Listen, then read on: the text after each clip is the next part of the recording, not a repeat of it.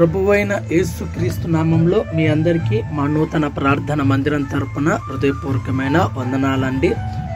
ఎప్పటిలాగానే ఈరోజు కూడా దేవుని వాక్యం చేత మనము బలపరచబడాలని, మరింత ఆత్మీయతలో స్థిరంగా నిలబడాలని, ఎన్ని శోధనలు వచ్చినా ఎన్ని శ్రమలు వచ్చినా వాటన్నిటిని పరాయిస్తూ దేవుని వైపు చూస్తూ వాక్యము మన హృదయంలో పెట్టుకొని ముందుకు సాగాలని ఈ పూట పరిశుద్ధాత్మ దేవుడు ఈ వాక్యాన్ని అనుగ్రహించి ఉన్నాడు.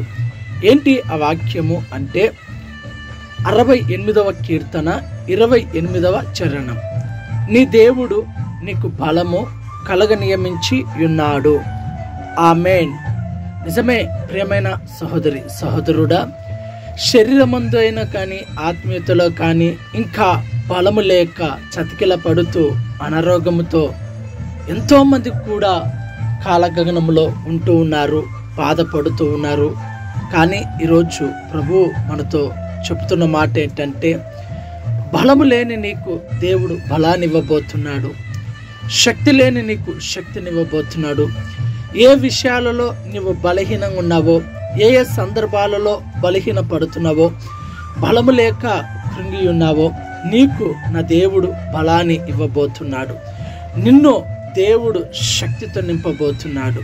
అయితే నువ్వు చేయవలసింది ఏంటంటే, ఈ వాక్యమును నీ హృదయములో పెట్టుకొని విశ్వాసముతో, నమ్మకముతో, ఓర్పు సహనముతో దేవుని చెంత మోకరించగలగలేనప్పటికీ నీవు పడి ఉన్నటువంటి ఆ మంచంలోనే, ఆ పడకలోనే నీవు దేవుని తలుచుకున్న ఆ క్షణంలోనే నీ విశ్వాసాన్ని, నీ హృదయాన్ని చూచి దేవుడు నీకు బలాన్ని ఇవ్వబోతూ ఉన్నాడు. నిశ్చయముగా నా దేవుడు నీకు బలాన్ని ఇచ్చునుగాక.